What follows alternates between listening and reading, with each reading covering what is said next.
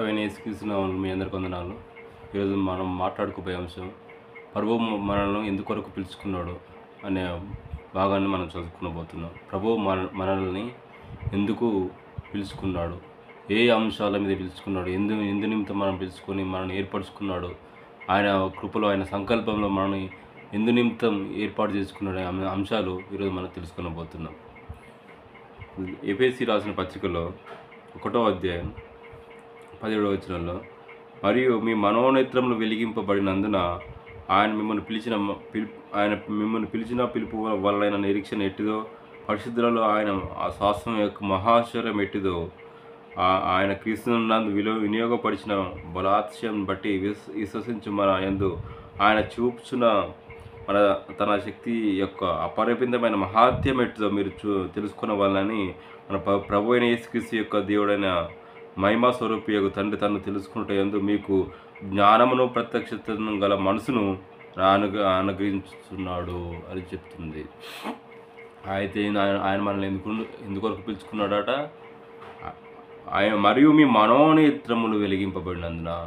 మొదటి అంశం, మీ మనోనేత్రములు వెలిగింపబడాలని ఆయన పిలుచుకున్నాడండి. మొదటిగా ఆయన జగత్ పునాది వేయబడక మునిపే, భూమికి పునాదులు వేయబడక మునిపే ఆయన సృష్టారంభం మనల్ని ఏర్పాటు చేసుకున్నాడండి. ఇక్కడ ముందుగానే మొదటి అధ్యాయంలోనే ఉన్నది. ఆయన జగత్ పునాది వేయబడక మునిపే ప్రేమ చేత ఆయన క్రీస్తులో మనల్ని ఏర్పాటు చేసుకున్నాడు.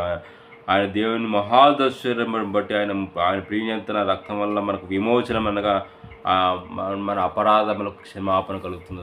మనకు ఎప్పుడైతే మన అపరాధములకు పాపములకు క్షమాపణ ఎప్పుడు కలుగుతుందో అప్పుడు మన యొక్క మనోనేత్రములు వెలిగింపబడతాడు. మన యొక్క హృదయం యొక్క తలంపులు, ఆలోచన అన్నిటినీ సమసిపోతాయి. ఆయన రక్తంలో మనకు కడగబడినప్పుడు ఆయన రక్తంలో సర్వ మానవాళి పాపాల కొరకు మనం భూమి మీదకి వచ్చి మనం ప్రతి మానవుని యొక్క పాపాలు పరిహారం చేయడానికి ఆయన ఒక గొర్రె పిల్లగా వధకు అర్పించిన ఏ విధంగా గొర్రె అర్పించబడుతుందో గొర్రె పిల్ల ఆ విధంగా మన కొరకు బలి అర్పణగా ఆయన మన కొరకు మన సర్వ మానవాళి పాపాల కొరకు ఆయన విమోచన కలిగించినాడు. కాబట్టి ఆయన రక్తంలో మనం కడగబడ్డప్పుడే ఆయన మన యొక్క మనోనేత్రములు వెలిగింపబడతాయి అంటున్నాడు. మన యొక్క మనోనేత్రములు వెలిగింపబడాలని ఆయన మనం పిలుచుకున్నాడు. కాబట్టి ఆయన రెండవ అంశంలో ఆయన పిలిచిన పిలుపు వలన నిరీక్షణ ఎట్టిదో, ఆయనకు పిలుపునకు తగిన ఏ విధంగా నిరీక్షణ కలిగి ఉండాలి, ఆయన పిలుపునకు తగినట్టుగా ఏ విధంగా నిరీక్షణ కలిగి ఉన్నారు. కాబట్టి ఆయన మనం పిలుచుకున్నాడు. ఏ విధంగా మీరు పరిశుద్ధులుగా నిర్దోషులుగా ఉండాలని ఆయన పిలుచుకున్నాడు. 1 పేతురు రాసిన పత్రికలు ఆయన యొక్క గుణాతిశయం ప్రచురం చేయ నిమిత్తం రాజులైన యాజక సమూహంగా దేవుని సొత్తైన ప్రజలుగా ఆయన మిమ్మల్ని పిలుచుకున్నాడట. చూడండి, ఎందు నిమిత్తం పిలుచుకున్నాడు. పేతురు రాసిన పత్రికలు అంటాడు, ఆయన యొక్క గుణాతిశయములను ప్రచురం చేస్తుంది దీని యొక్క సొత్తైన ప్రజలుగా ఆయన మనల్ని పిలుచుకున్నాడు అని చెప్తున్నాం. 1 పేతురు రాసిన పత్రికలు ఉంటుంది. ఆయన అన్నజనులు మిమ్మల్ని ఏ విషయంలో దూషించరు కాబట్టి ఆ విధంగా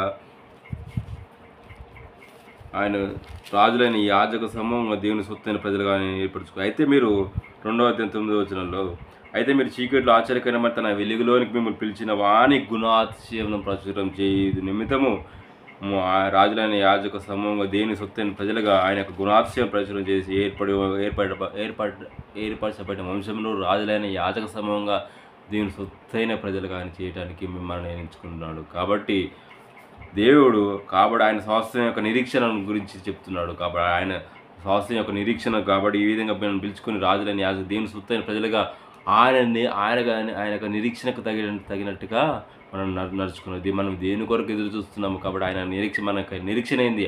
ఆయన మనల్ని ఎందుకు కొరకు పిలుచుకున్నాడు అంటే, ఆయన ఆశ్చర్యకరమైన తన వెలుగులోనికి పిలిచిన వాడిని మీ గుణాతిశయాన్ని ప్రచురం చేయదు. ఆయన యొక్క సువార్తను, ఆయన యొక్క మరణ సమాధిని సువార్తను ప్రకటన చేయటమే, ఆయన గుణాతిశయం ప్రచురణ చేయటమే సువార్త ఆయన చేయాలని చెప్తున్నాడు. కాబట్టి ఆయన గుణాతిశయం ప్రచురణ చేయడం నిమిత్తం ఏర్పరచబడిన వంశమును రాజులైన యాజక సమూహంగా దేవుని సొత్తైన ప్రజలుగా ఏర్పాటు చేసుకున్నాడు. కాబట్టి ఒకప్పుడు ప్రజలుగా ఉండగా ఇప్పుడు ప్రజలైతే ఒకప్పుడు కనికరింపబడక ఇప్పుడు కనికరింపబడితే, కాబట్టి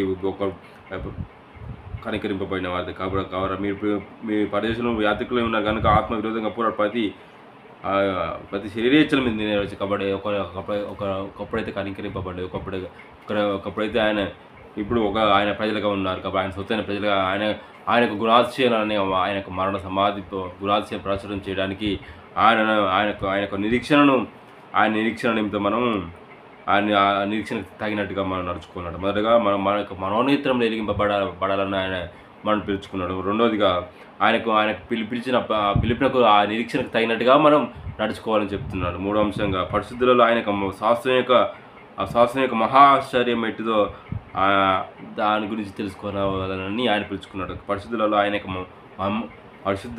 ఆయన శ్వాసం యొక్క మహిమాశ్చర్యం ఎట్టిదో పరిశుద్ధులకు మనకు స్వాస్థాన్ని అనుగ్రహించినాడు. మీరు పరిశుద్ధులుగా ఉండటానికి రాజులని యాజసమంగా దీని సొత్తైన ప్రజలుగా ఉండడానికి మనకు స్వాస్థంగా మనకు ప్రజలుగా ప్రత్యేక జనంగా ఏర్పాటు చేయాలని ఆయన మనకు స్వాస్థాన్ని అనుగ్రహించాడు. కాబట్టి ఆయన మట్టి ఘటనలో మనకు ఈ మహిమాశ్చర్యాన్ని ఇచ్చినాడని చెప్తున్నాడు.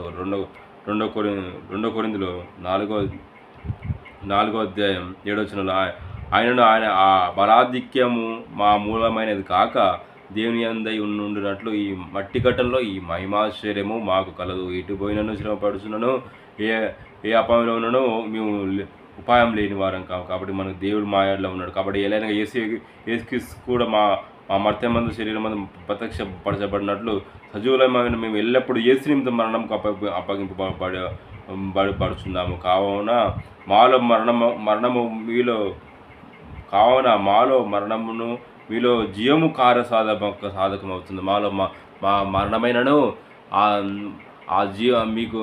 అది మీకు కార్యసాధకం అవుతుంది. కాబట్టి మేము సజీవుడైన దేవుని నిమిత్తమే ఆయన సువార్త నిమిత్తం ఆయన గుణాతిశయాలను ప్రచురం చేయడానికి నిమిత్తమే మేము మరణానికైనా మేము వెనకాడలేదు. కాబట్టి మా మరణమే మీకు ఆ కార్యసాధకమై ఉన్నది అంటున్నాడు. కాబట్టి అంత త్యాగాన్ని అపోస్తలులు ఆ ప్రాణత్యాగం చేసినారు. కాబట్టి యేసుక్రీస్తు యొక్క జీవం కూడా మర్త్యమందు కావున మాలో మరణంలో మీలో జీవమును కార్యసాధకం అవుతుంది.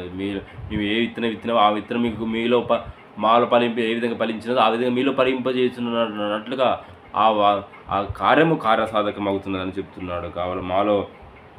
కాబట్టి కృప ఎక్కువ మంది దేవుని యొక్క మహిమ నిమిత్తం కృతజ్ఞతలు విస్తరింపజేలాగా సమస్తం కృప యొక్క అపరిమితమైన కృప విస్తరిస్తుంది. కాబట్టి దేవుని పని ఇంకా చేయాలని చెప్తున్నాడు. పరిశుద్ధులు అందరికీ సమస్త మానవాళికి చెప్పుకుంటూ వస్తున్నారు. కాబట్టి మేము ఏ నిమిత్తం త్యాగం చేసినామో ఆ వాక్యం మీలో ఫలింపజేసి మీలో కార్యసాధకం వచ్చున్నది. కాబట్టి మాకు మరణం కూడా మీలో కార్యసాధకం చేయొచ్చున్నదని చెప్తున్నాడు. కాబట్టి మరణానికై మేము భయపడే వారం కామని చెప్తున్నాడు. కాబట్టి ఆ శాస్త్రం యొక్క మహిమాశ్చర్యము. కాబట్టి ఆయన మన మహిమాశ్చర్య సువార్త యొక్క శక్తిని ఇచ్చినాడు. ఆ సువార్త శక్తిని మనం ప్రచురం చేయాలని చెప్తున్నాడు. రోమపత్రికలో చెప్తున్నాడు. ఆ సువార్త శక్తి ఆ నశింపజేయ వారికి శక్తి అయి ఉన్నదని చెప్తున్నాడు. రోమపత్రిక మొదటి అధ్యాయంలో చెప్తున్నాడు. ఆ సువార్తల శక్తి ఆ శక్తిని ఆ స్వాస్థ్యాన్ని మనకు అప్పగించి ఆ శక్తిని అందరికీ మానవాళికి ప్రచురం చేయాలని చెప్తున్నాడు. కాబట్టి ఏలైనగా సువార్త గురించి నేను సిగ్గుపడిన వాడను కాను కానీ నమ్ము ప్రతి వానికి యూదునికి దేశస్థునికి అది దేవుని శక్తి అయి రక్షణ కలగజేయటకు అది దేవుని శక్తి అయి ఉంది. కాబట్టి ఆ యొక్క మహాత్యాన్ని ఆ యొక్క స్వాస్థాన్ని ఆ మహిమాశ్చర్యం ఎట్టిదో మనం అందరికీ తెలియపరచాలని మనను అందుకు నిమిత్తము పిలుచుకున్నాడు. 3వ అంశంగా 4వ అంశంగా క్రీస్తునందు వినియోగపరిచిన ఆ బలాతిశయం బట్టి విశ్వసించు మన యందు ఆయన చూపుతున్న ఆయన శక్తి యొక్క అపరిమితమైన మహాత్యం ఎట్టిదో మీరు తెలుసుకున్న వాళ్ళని మన ప్రభువైన యేసుక్రీస్తు యొక్క దేవుడైన మహిమాస్వరూపి యొక్క తండ్రి తను తెలుసుకుంటే మీకు జ్ఞానమును ప్రత్యక్షతను గల మనసును అనుగ్రహించినట్లు నేను నా ప్రార్థనను జ్ఞాపకం చేసుకున్నాను. దేవుడు ఈ అన్నిటిని మీకు అనుగ్రహించాలని దేవుడు ఏ విధంగా పిలుచుకున్నారో ఆ పిలుపునికి తగినట్టుగా మీరు నడుచుకోవాలని దేవుడు మీకు అన్నిటిని జ్ఞానాన్ని ప్రత్యక్షతను గల మనసును అనుగ్రహించాలని దేవుని మేము కోరుకుంటున్నాను చెప్తున్నాను. కాబట్టి దేవునికి మనం పిలుపునకు తగినట్టుగా మనం నడుచుకోవాలండి.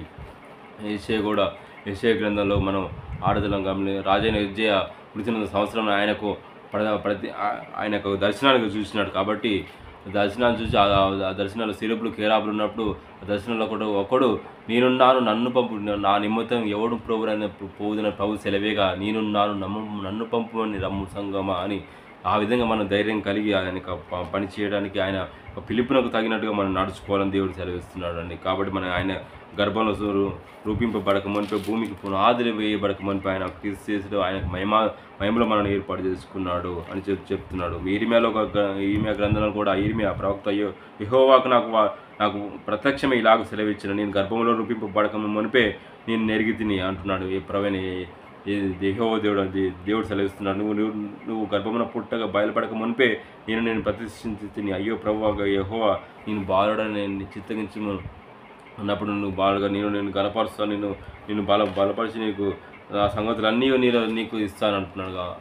మోషే ప్రవక్త కూడా నేను నాకు నోటి మందం గలవాడు ప్రభా, నేను ఆ ప్రజల మధ్య వెళ్ళడానికి కాబట్టి నేను ముందుగా నడిపిస్తాను, నీకు తోడుగా ఉంటాను, నీకు నోటి వాకును అందిస్తానని చెప్పినాడు. కాబట్టి ఆయన అన్నిటిని ఆయన మీద భారం వేసి ఆయన మీద చిత్తం చొప్పున నడుచుకున్నట్లయితే ఆయన నామం చొప్పున ఆయన సంకల్పంలో పిలువబడిన వారికి సమస్తం సమకూడి జరుగుతాయటండి. కాబట్టి ఆ విధంగా ఆయన దేని కొరకు ఏ నిరీక్షణ కొరకైతే పిలుచుకున్నాడో ఆ నిరీక్షణకు తగినట్లుగా మనం నడుచుకోవాలంటున్నాడు. కాబట్టి మీరు ఆయన ఏ శ్రమైనను బాధైనను వసైనను ఆయన మనం అన్నిటిని ఓర్చుకొని అన్నిటికీ తాలుకొని ఆయన నిరీక్షణ కలిగి ఉండాలని దేవుడు సెలవిస్తున్నాడు. కాబట్టి ఆయన గుణాతిశయాలను ఆయన ప్రచురం నిమిత్తము రాజులైన యాజక సమూహ దేవుని సొత్తైన ప్రజలుగా మనం ఏర్పాటు చేసుకున్నాడు. కాబట్టి ఆయన తగినట్టుగా మనం నడుచుకోవాలి. ఆయన పరిశుద్ధుడు ఉన్నాడు కనుక మనం పరిశుద్ధులుగా ఉండాలి. ఆయన నీతిమంతుడు కనుక మనకు కూడా నీతిమంతులుగా జీవించినట్టు అయితే ఆయన రాజ్యంలో మనం పాలు పొందే వారంగా ఉంటారు. ఆయన నిబ్బరం కలిగి ఉండుము, అంతవరకు నమ్మకంగా ఉండము, నీకు జీవికిటాన్ని ఇస్తానని దేవుడు సెలవిస్తున్నాడు. కాబట్టి ఆయనకు మహిమాశ్చర్యాన్ని ఆయన పిలుపు వలన నిరీక్షణ ఎట్టిదో ఆ నిరీక్షణను ఆ శ్రమ ఓర్పు వల్ల నిరీక్షణ కలుగుతాడండి. కాబట్టి ఆ ఓర్పును ఆ శ్రమను సహించినట్లయితే ఆ నిరీక్షణ ద్వారా ఆయన యొక్క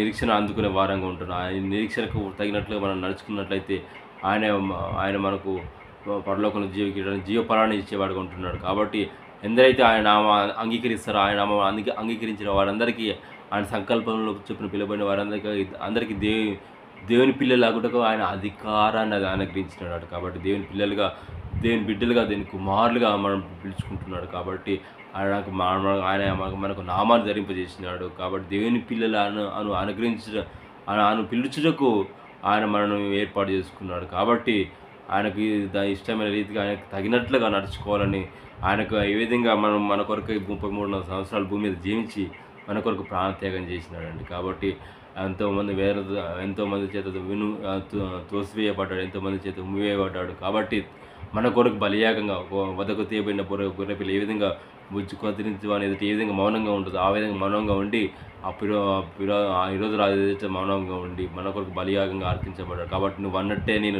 దేవుని కుమారుడున్నాయి. కాబట్టి నేను నా తండ్రి సింహాసనం మీద కూర్చుండబోతున్నాను, నేను రాజ్యపాలన చేయించున్నాడని ఆయన గొప్ప గౌరవంగా చెప్పుకుంటూ ఆయన తండ్రి సింహాసనం మీద కూర్చున్నాడు. కాబట్టి ఆయన కొడుకు పార్శ్వం మంది కూర్చున్నాడు. కాబట్టి నేను నాతో కూడా మిమ్మల్ని కూర్చుండబెడతాను అంటున్నాను. కాబట్టి ఇప్పుడు మనకు తండ్రి కుడి పార్శ్వం మనకు ఆసీనుడై ఉన్నాడు. కాబట్టి ఆసీనుడై మన కొరకు ప్రార్థన యాచన జ్ఞాపనం చేసుకుంటూ మన ఎడల విశేషమైన కృపను మన ఎడల సంకల్పాన్ని ఆయన మన ఎడల నెరవేర్చుకోవాలని చూస్తున్నాడు. కాబట్టి ప్రయాసపడి భారం మోసుకున్న సమస్త జనులారా నా దగ్గర రండి, నేను మీకు విశ్రాంతి కలుగజేస్తున్నాను. నా కాడు సులువుగాను బలంగా ఉండగా సులువుగాను తేలికగాను ఉంటుంది. కాబట్టి యవన కాలమున కాడు మోయటం నరునికి మేలు.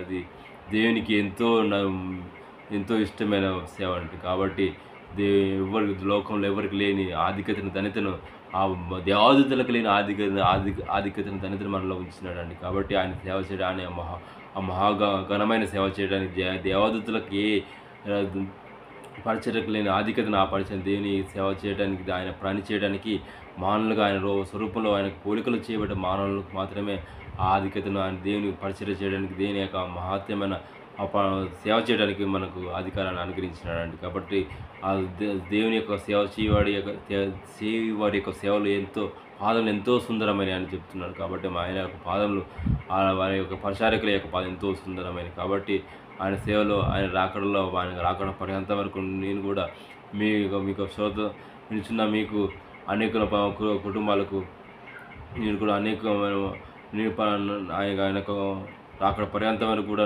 నమ్మకంగా ఉండాలని, ఎల్లప్పుడూ స్థిరంగా ఉండాలని దేవుడు తన యొక్క కృపను, అపరిమితమైన ప్రేమను అందరి ఎడల చూపించాలని చెప్పుకుంటూ, ఆయన ప్రభువైన యేసుక్రీస్తు కృప, ఆయన యొక్క అన్యోన్య సహవాసం ఇప్పుడు ఎల్లప్పుడూ సదాకాలం మనకును సకల పరిశుద్ధులకు తోడై ఉండును గాక.